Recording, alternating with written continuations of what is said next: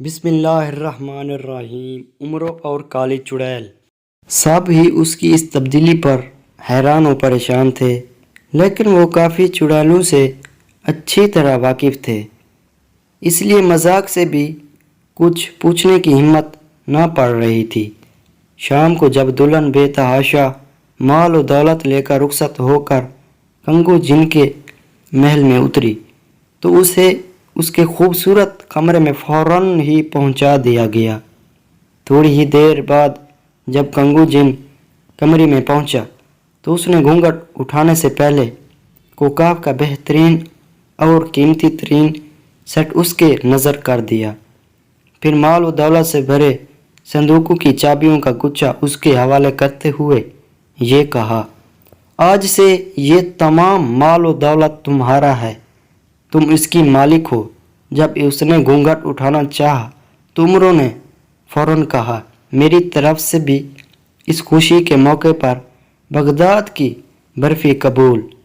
Congo جن نے بخوشی برفی لی اور ایک ٹکڑا اٹھا کر منہ میں فوراً ہی ڈال لیا۔ تھوڑی ہی دیر بعد وہ بے ہوش ہو گیا۔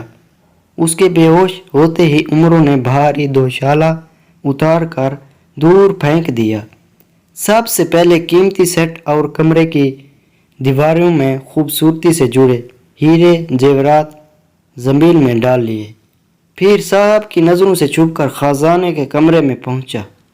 مال و دولت سے بھرے صندوق زمین میں خالی کر دیے، پھر دوبارہ آ کر تھوڑا سا صفوف لے آیا اور کنگو جن کے منہ پر چھڑک کر آرام کی نیند سو گیا۔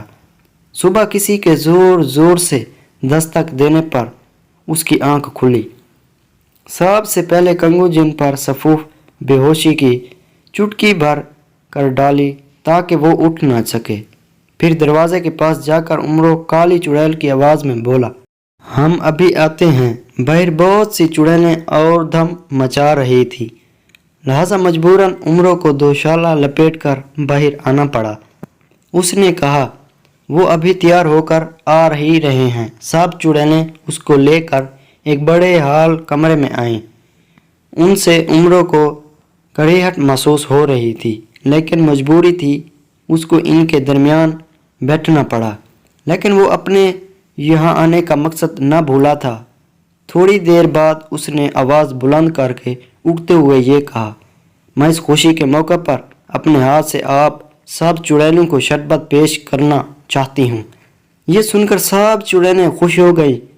عمرو کو ایک کمرے میں پہنچا دیا گیا جہاں شربت بنانے کے تمام لوازمات رکھے تھے۔ عمرو شربت بناتا رہا اور آیت الکرسی کا ورد بھی کرتا رہا، آہستہ آہستہ کرتے ہوئے اس شربت پر دم بھی کرتا رہا۔ شربت تیار ہونے پر اس نے چاند چڑیلوں کو اپنی مدد کے لیے بلایا، پھر سب کو اپنے ہاتھوں سے شربت پیش کیا۔ ملازم کیا آتا، سب کو شربت پیش کیا گیا۔